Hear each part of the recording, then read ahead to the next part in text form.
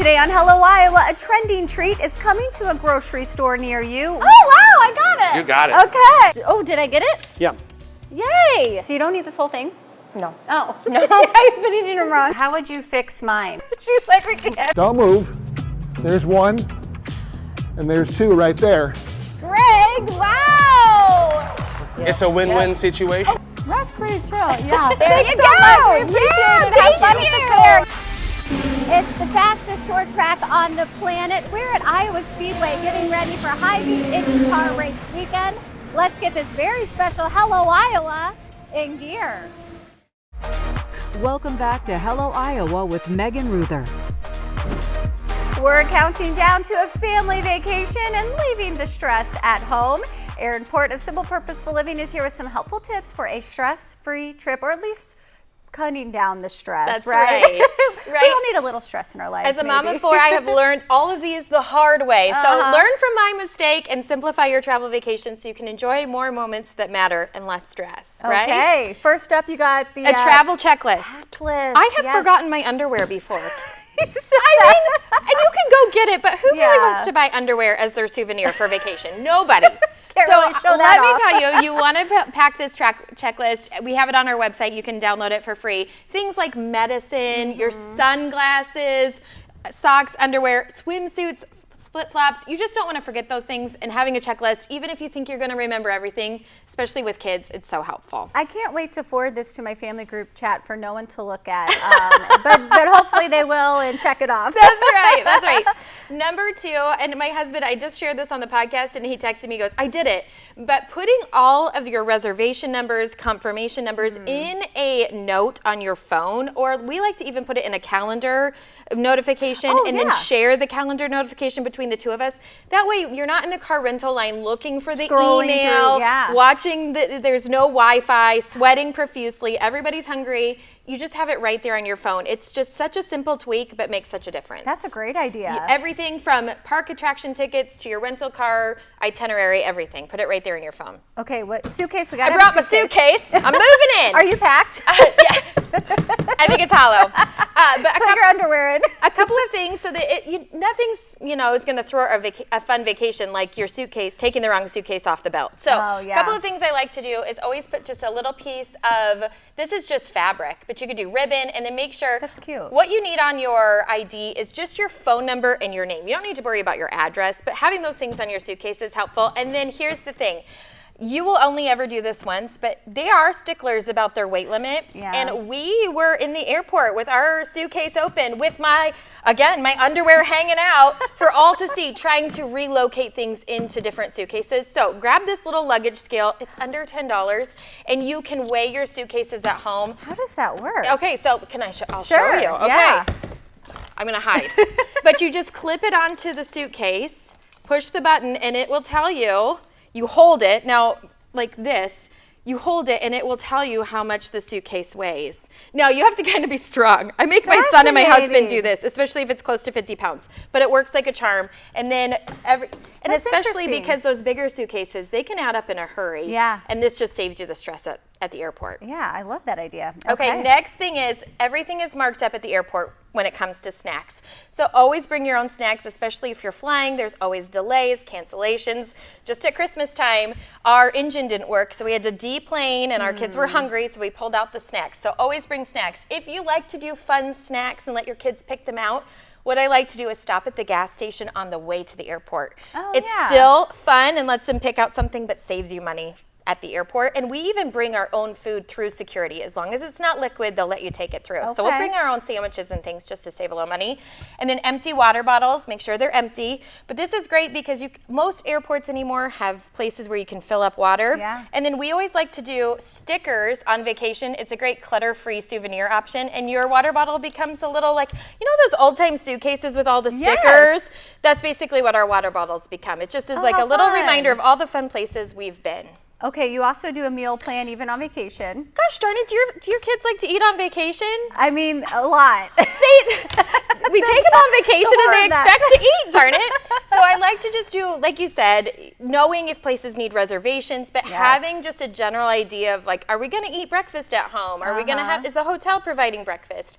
And then having just a very general meal plan. We're going to stop at Costco, grab a couple of pre-made meals, not as much as I do at home, but just grabbing some fruit and veggies, things like that. That's just going to make it less stressful, and having a plan for how you're going to do that.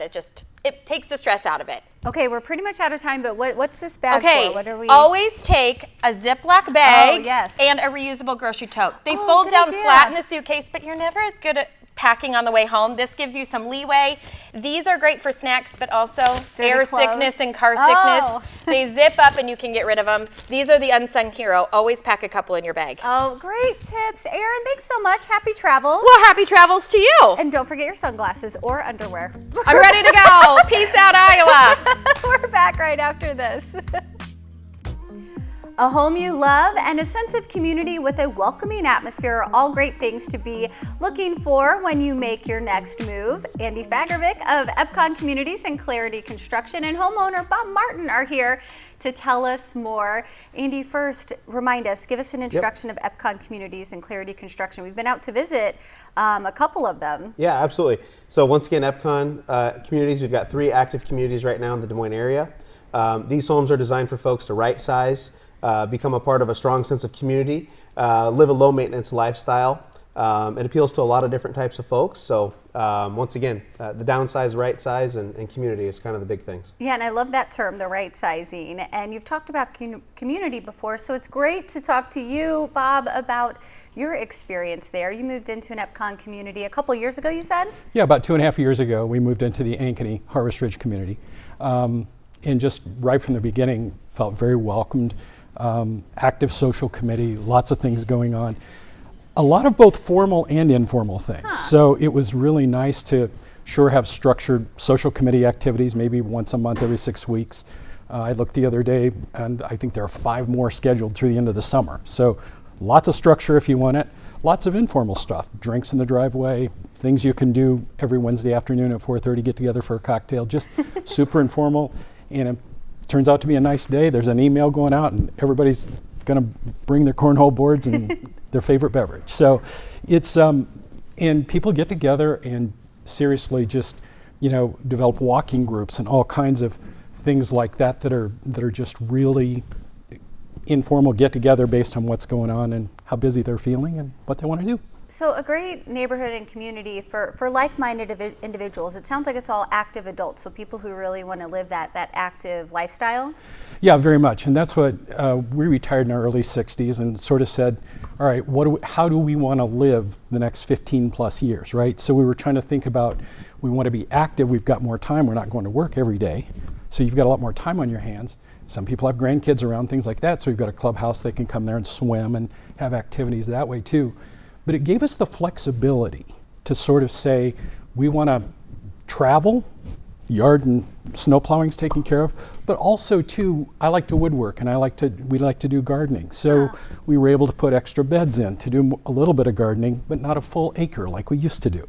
So it's just as flexible as you want to make it and as engaging as you want to make it. And also, when we first moved in, I created a directory so people could self-identify activities they wanted to do. So people kind of move in and find each other now for similar things. And we already had an active pickleball group going, and a bunch of newcomers came in and said, geez, we don't play at that level. And yet we had a couple people step up and say, we'll show you how. And now we've got people moving up to the higher level and other people just getting together, learning. So it's just really welcoming from the beginning. Now, you told me you weren't the social chair. You sound like the chief organizer. You know what? I just enjoy the social events a great deal. We've got great organizers, and I don't try to get into that. But I love how you found a way to help people find their same interests. So that's great. And like you said, too, so you have some outdoor space in the yard, but you don't have to have a bunch of space and mow it or anything like that. Nope. And it's perfect because we like to travel a lot. We have kids that live a long ways away, so we like to travel from time to time.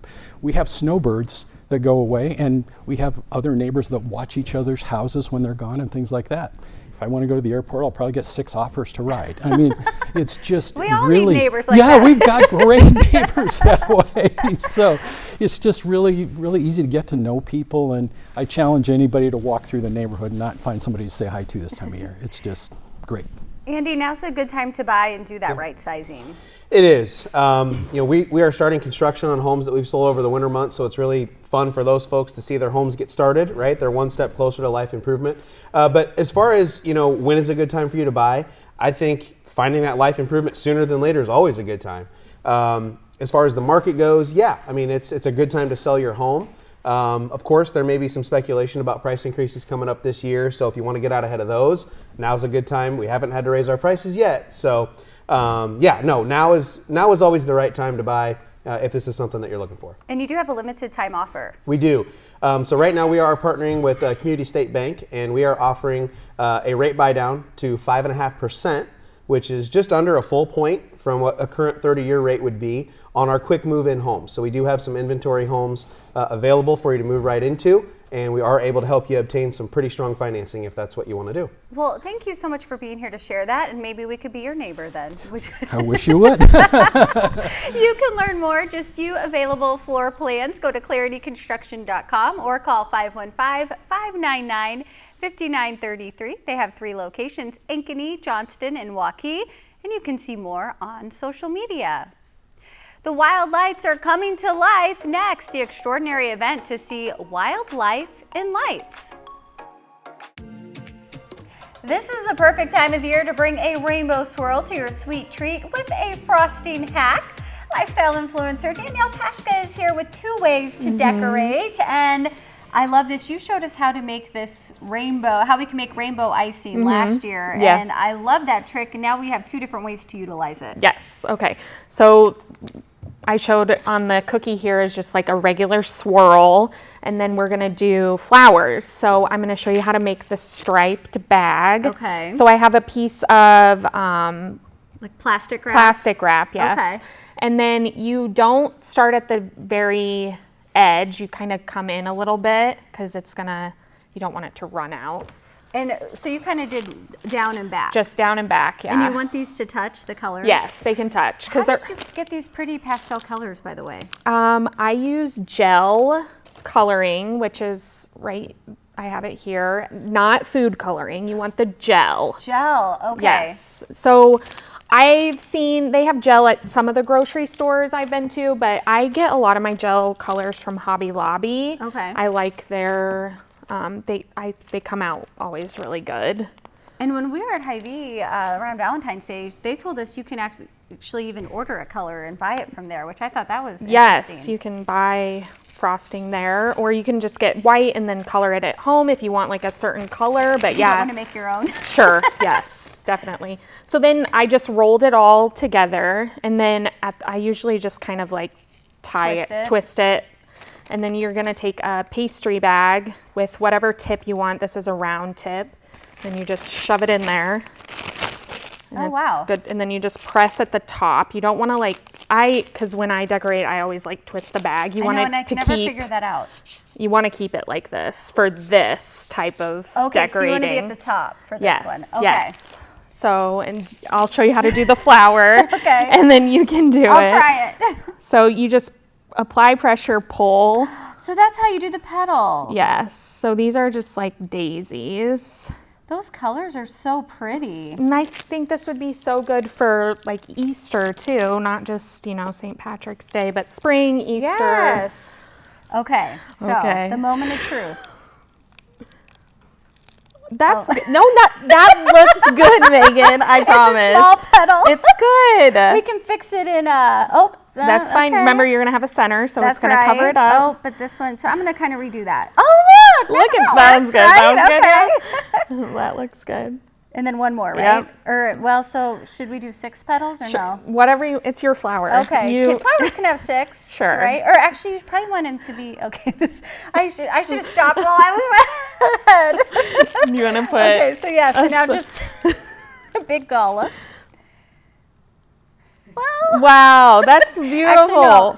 See, You're gonna do more? Yeah, that's probably my first there mistake. There you go. Oh, there we go. Yeah. Very nice. I think it's beautiful. Beautiful. It's beautiful. But that's fun. I actually think I could master this technique. I think I just have it's too high. Yours are flatter. That was, oh, and that look at how easy you Isn't made that. Isn't that so pretty? Yes. Can I give that one a try? Okay, so this one you want to keep it even pressure, right? Yep. I did too many swirls, I think. No, it looks so, I love how the colors all look. The colors are so pretty. Beautiful. And then these are just like, this is edible gold flake. Okay. So you can put that on there for like. Does it taste good? I asked you that. If like. You can eat it. Okay. But would I say, yeah, go for it? And I wouldn't. Probably a little goes a long way, and I'm using all the gold flake. A lot. Okay. It's So really delicate. And this one's good for St. Patty's Day because it's like the rainbow a leprechaun gold. If your hands are a little sweaty, I feel like it sticks to them. Yeah, someone's excited to eat that now, probably, gold right? fingers, yes. Oh, look at how pretty that is. Yeah, they're really okay, pretty. so apparently I'm better at swirling than petals, I think. I think both are great. Danielle, thanks so much for being Thank here. you. And happy early birthday. Oh, thank you get a so ring much. in spring, Yes. celebrating your birthday. We're so excited. We're so glad you could be here to Thank share you. this with us. We'll be right back to wrap up the show. You can't miss him at the starting line or the finish line for that matter. The chief starter, Aaron Likens, is here. What a great title. What a great job. It's an amazing job. It's so exciting. I can't believe I did get my dream job with the NTT IndyCar Series, but working the flags at the finish line is definitely adrenaline rush. Okay, you brought your flags with you. Is there an art to waving the flag? There can be. When we have honorary starters, I show them the way just to perhaps not get it tangled, but to make it look like the series deserves. I'd say a lot of people say it could be an art form. The one thing I tell them is, don't drop the flag. That's like the number one rule, which then people, one thing that, unless you've been in that position, you don't realize is the blast of wind up there. The wind is just phenomenal. You don't expect it, and then on the initial start, when they start too wide, after about the fifth row comes, it's just like an absolute wind tunnel forms. It's amazing. Now, you mentioned this is your dream job. How long have you been doing this? I have been with the NTT IndyCar Series since 2020. I've been in motorsports since 1995, so many years, and kept working my way to try to get here, and wow. And it's been quite a journey. You're also an author. You've written 2 books. Tell us about your latest one. Yeah, my latest book, entitled Playing in Traffic, is looks at my life before my diagnosis. One thing about me, I'm on the autism spectrum, diagnosed with Asperger's at age 20. But looks at my life before that, my racing career. Yeah, I really wanted to be out there on the racetrack, and I came so close to making my career work, but I also was involved in flagging, partially because my first place that I raced, I was 12, and I have sensory issues to sound, which is odd because I work at a racetrack. Ear protection works wonders, but grittiness with the oil. So my dad would have me change the oil in the go-kart. Oh, I wanted none of that. So the club flagman at the time was over the age of 80 and going colorblind. And when you're talking about certain colored flags mean very different things, I wanted to make sure he did it right. So I would hand him the right colored flags, because before that we didn't know if a race was going to start with a green flag or a blue flag. We just didn't know. So I volunteered to help him, and 1, I got away from changing oil, but 2, the following year he retired and I became the club flagman at age 13 and started my path to Indy. Okay, when we're all out watching here at the Iowa Speedway for the Hy-Vee IndyCar race weekend, what should we be looking for? This is one of the most frantic and exciting races of the year. Last year, I think it was a Saturday day, there were 1,502 on-track passes. 1,502. So there's just always something going on. The leader can never really get away because he's going to catch the back of the field rather quickly. So there's going to be just constant passing, constant battles. That's one thing. Television is great, but unless you can see just the constant battles on all 4 corners of this racetrack, it's really hard to put into words just how exciting this event is. Okay, Aaron, will you show us the art of waving the flag? Absolutely. Okay, let's see it. So for the start, green flag, we use 1 flag. So coming to the green, it'll look something like that. But for the finish, we use 2 checkers. And for 2, let's see, As the leader comes off, they'll get this, this, and then something like that. I love it. Can I be an honorary starter? Want to try? I do, if I can. Okay, this is such an honor, so what do I do? So if you can, try not to get it tangled, just back and forth. Oh, I already failed. You gotta focus on the wind. Okay. That would start a race right there. Woo! Oh, and then it's over. Aaron, this was so much fun. Thank you for letting me do this and talking to us today. Thank All you. right, let's go. Back to back to back? You find a little recipe that works one year, it doesn't mean it's going to translate to the next. Still ahead, IndyCar champ Joseph Newgarden dishes on going for 3-in-a-row sweep at the Iowa Speedway and shares what he kind of wants to keep secret about his time here in town.